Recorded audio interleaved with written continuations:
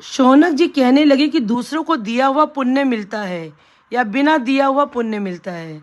सूत जी कहने लगे बिना दिए हुए भी मनुष्य को पाप और पुण्य दोनों मिलते हैं। सतयुग में एक के पाप और पुण्य कर्म करने से सारे देश को पाप और पुण्य मिलता था। त्रेता में ग्राम को, द्वापर में कुल को, परंतु कलयुग में केवल करने वाले को ही पाप और पुण्य मिलता है। एक पात्र में भोजन करने वाले को पाप पुण्य का आधा भाग, दूसरे की निंदा करने, सुनने या मन में चिंतन करने से पाप मिलता है। एक पंक्ति में बैठकर भोजन करने वालों के बीच में से जो निकल जाता है उसे छठे अंश को पाप को पाता है। संध्या समय सोने या बोलने से पुण्य का छठा अंश चला जाता है। दूसरे के द्रव्य चुराकर दान करने वाले को पाप मिलता है, द्रव्य वाले को फल मिलता है। बिना ऋण दिए मरने वाले को पुण्य धन के अनुसार धनी को मिलता है।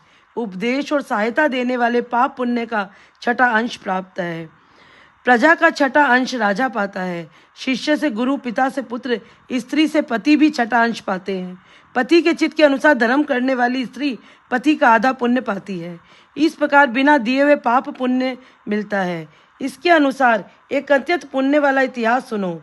पूर्व काल में उज्जैन नाम की नगरी में ब्रह्म कर्म में भ्रष्ट, पापी, दुष्ट बुद्धि रस, केवल खाल बेचने वाला, झूठा जुआ खेलने वाला, मदिरा पीने वाला तथा वैश्यागामी धनेश्वर ब्राह्मण रहता था। वह क्रय और विक्रय के लिए देश देश में घूमता फिरता महिष्माती की नगरी में गया और माल बेचने के लिए 1 मास तक ठहरा रहा। एक दिन नर्मदा नदी के तट पर उसने जप और देव पूजन करने वाले ब्राह्मणों को देखा। पूर्णिमा को गऊ का पूजन और दीपदान देखा। शाम को श्री शिवजी के लिए दीपदान का महोत्सव देखा। उस पूर्णिमा को दान, हवन, जप करने वाला अक्षय फल को प्राप्त किया। महादेव जी और विष्णु में कोई अंतर मानते हैं, उनकी पुण्य क्रिया निष्फल हो जाती है। धनेश्वर यह सब उत्सव देखता रहा। उसी रात्रि को उसने सर्प ने काट लिया। तब कुछ मनुष्य ने उसके मुख में तुलसी दल और नर्मदा नदी का जल डाला। उसके बाद मृत्यु को प्राप्त हो गया। तब यमराज के दूत उसको पाश से बांधकर मारते हुए यमपुरी को ले गए। चित्रगुप्त ने उसको क्रोधित दृष्टि से देखकर यमराज से कहा कि महाराज यह घोर पापी है, इसने आयु पर्यंत कोई पुण्य का कार्य नहीं किया। तब यमराज ने क्रोधित होकर अपने दूतों को आज्ञा दी कि इसको मुखदरों से मार मार कर कुंभी पाक नरक में ले जाकर खोलते हुए तेल के कढ़ाओं में डालो। दूत ने ऐसा ही किया, परंतु कढ़ाओं में डालते उबलता हुआ तेल अत्यंत शीतल हो गया। दूतों ने जब यह बात जाकर यमराज को सुनाई तो यमराज को बड़ा आश्चर्य हुआ। उस समय नारद जी यमराज की सभा में आए और यमराज से पूजित नारद जी कहने लगे, हे यमराज, यह धनेश्वर पापी होते हुए कार्तिक मास में व्रत करने वाला, सत्संग करने वाला पुण्यवान हो गया। अंत में नर्मदा जल के सहित तुलसी दल भगवान के भक्तों के द्वारा इसके कंठ में छोड़े गए और इसके विष्णु का नाम सुनाया गया, इसलिए इसका पाप क्षय हो गया। इतना कहकर नारद जी ने ब्रह्मलोक को चले गए। धनेश्वर कुबेर को महागामी धन यक्ष हुआ, जिसके नाम से अयोध्या में भगवान गदाधर ने तीर्थ किया। पापों से नरक मिलता है और पुण्य से स्वर्ग मिलता है। जो पाप कामना रहित होता है वह सूखा, और जो कामना युक्त होता है वह गीला पाप होता है।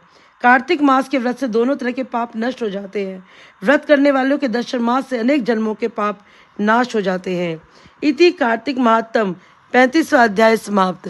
तो आज हमारा कार्तिक महात्म समाप्त हुआ। जय जय श्री राधे। इसके बाद हम जो कार्तिक मास की 5 कथाएं कहते हैं, पंचभीकु की कथा, तुलसा जी की कथा, तुलसा पथवारी की कथा, पीपल पथवारी की कथा, गंगा जमुना की कथा, 9 ग्रह की कथा, वो सब हम कहेंगे। और आप सब लोग, मैं इसमें पहले भी वो कथा डाल चुकी हूँ, आप सब लोग उसे सुन सकते हैं। और वो सब कथा कहने के बाद में आप सब लोग अपना भगवान से साक्षात आशीर्वाद ग्रहण करें और दीपदान आज अवश्य करें, कल सुबह करें और शाम को भी करें और आज भी। ये जो 3 दिन होते हैं, जो पूरे महीने जिन्होंने कुछ नहीं किया, वो आज बैकुंठ चतुर्दशी के दिन अगर जो भी कोई कार्य करता है, कोई भी सेवा भाव करता है, उसको पूरे कार्तिक मास का फल मिलता है। ऐसा कार्तिक महात्म में, और हमारे बड़े बुजुर्ग, हमारी माँ, हमारी नानी, सब ने यही बताया है जो मैं आपके आगे बता रही हूँ। तो इसीलिए आप सब इस बात को श्रवण करें और इस पर अमल जरूर करें। आप सबका कल्याण हो। वृंदावन धाम से बिहारी जी की कृपा, राधा रानी की कृपा आपके पूरे परिवार पर बरसती रहे, मेरी यही कामना है। जय जय श्री राधे, जय जय श्री राधे। जय जय श्री राधे।